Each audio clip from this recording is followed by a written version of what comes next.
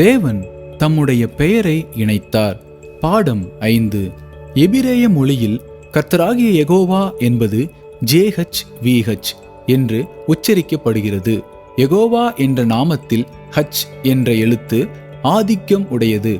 தம்முடைய உடன்படிக்கையின் முக்கியத்துவத்தை வெளிப்படுத்த தேவன் ஹச் என்ற பதத்தை ஆபிராம் மற்றும் சாராயின் பெயரோடு இணைத்தார். ஆபிராம் என்ற பெயரை ஆபிரகாம் என்றும் சாராய் என்ற பெயரை சாராள் என்றும் மாற்றினார். ஆதியாகமம் 17:4. நான் உன்னோடே பண்ணுகிற என் உடன்படிக்கை என்னவென்றால், நீ திரளான ஜாதிகளுக்கு தகப்பனாவாய். இனி உன் பேர் ஆபிராம் எண்ணப்படாமல் நான் உன்னை திரளான ஜாதிகளுக்கு தகப்பனாக ஏற்படுத்தினபடியால் உன் பேர் ஆபிரகாம் என்னப்படும். ஆதியாகமம் 17:15.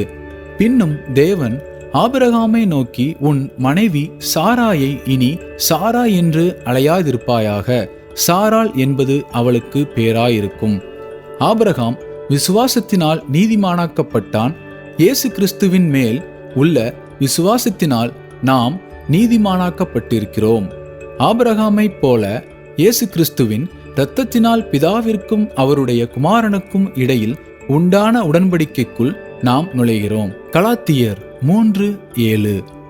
ஆகையால் விசுவாச மார்க்கத்தார்கள் எவர்களோ அவர்களே ஆபிரகாமின் பிள்ளைகள் என்று அறிவீர்களாக.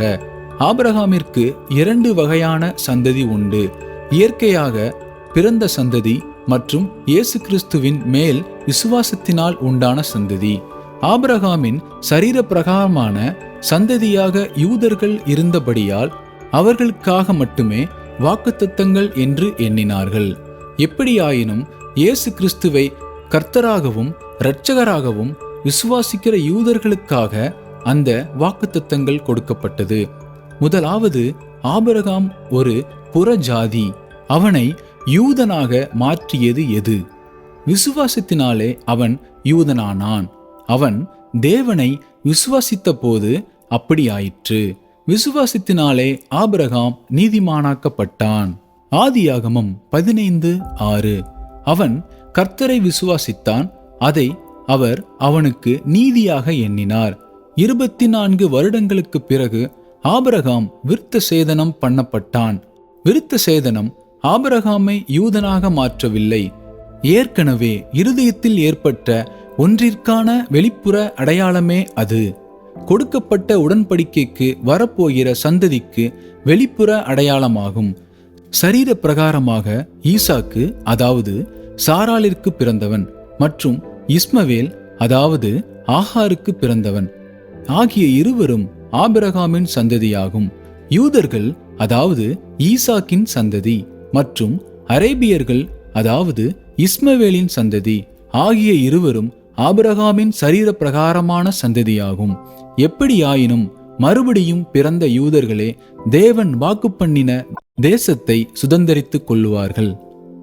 யூதர்கள் எல்லாவற்றையும் சமயம் சார்ந்தவர்களாகவும் விருத்த சேதனத்தை மையப்படுத்தியும் செய்தார்கள். தனிப்பட்ட நபரின் ஆவிக்குரிய வாழ்க்கையையும் தேவனோடுள்ள உறவையும் விருத்த சேதனத்தை மையப்படுத்தி நியாயம் தீர்த்தார்கள். கலாத்தியர் 3:7 இப்படியாக கூறுகிறது: விசுவாச மார்க்கத்தார் எவர்களோ அவர்களே ஆபிரகாமின் பிள்ளைகள் என்று அறிவீர்களாக. உடன்படிக்கை என்பது கிரியை அல்ல, அது விசுவாசத்திற்குரியது. இயேசு கிறிஸ்துவை உங்களுடைய சொந்த கர்த்தராகவும் இரட்சகராகவும் ஏற்றுக்கொள்ளும் போது நீங்கள் மறுபடியும் பிறக்கிறீர்கள். பின்பு நித்திய ஜீவனை பெற்றுக்கொள்ளுகிறீர்கள். மரணத்தை நீங்கள் காண்பதில்லை. ஆவிக்குரிய மரணம் அல்லது தேவனிடத்தில் இருந்து நிச்சயமாக பறிதல்.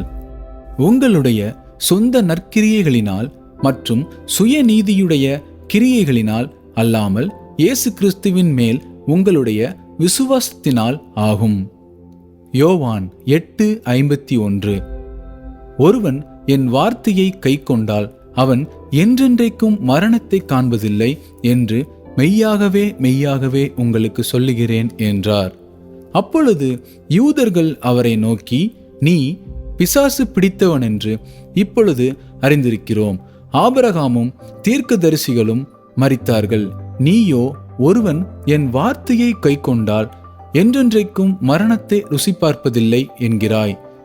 எங்கள் பிதாவாகிய ஆபிரகாமிலும் நீ பெரியவனோ?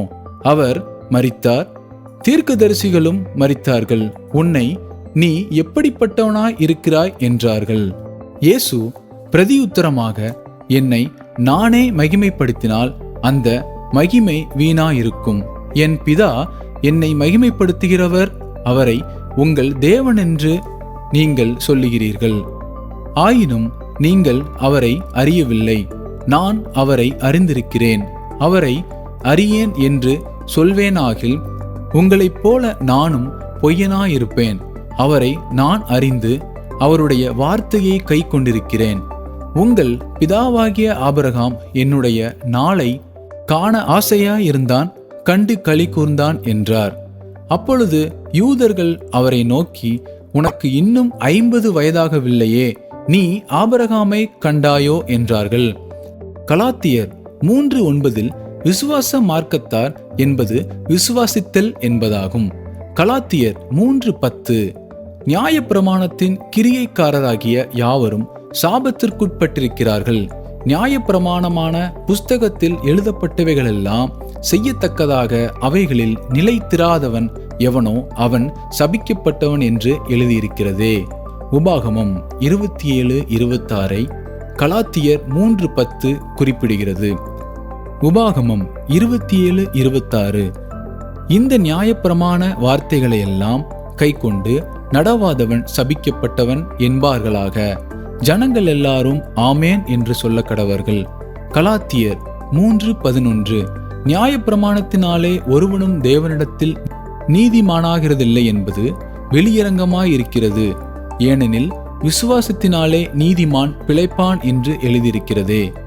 நியாயப்பிரமாணமோ விசுவாசத்திற்குரியதல்ல, அவைகளை செய்கிற மனுஷனே அவைகளால் பிழைப்பான். தேவன் தம்முடைய பெயரை இணைத்தார். மதிப்பீட்டு சுருக்கம்.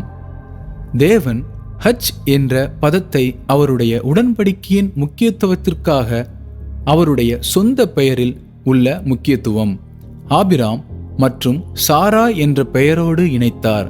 ஆபிராம் ஆபிரகாமாகவும் சாராய் சாராளாகவும் மாற்றினார். ஆபிரகாம் விசுவாசத்தினாலே நீதிமானாக்கப்பட்டான். இயேசு கிறிஸ்துவின் மேலுள்ள விசுவாசத்தினாலே நாம் நீதிமானாக்கப்படுகிறோம். பிதா மற்றும் குமாரனிடையே உண்டான உடன்படிக்கையில் இயேசு கிறிஸ்துவின் இரத்தத்தினாலே நாம் நுழைந்திருக்கிறோம். இயேசு கிறிஸ்துவை கர்த்தராகவும் இரட்சகராகவும் விசுவாசிக்கிற யூதர்களுக்கு இந்த வாக்குத்தத்தங்கள் கொடுக்கப்பட்டது.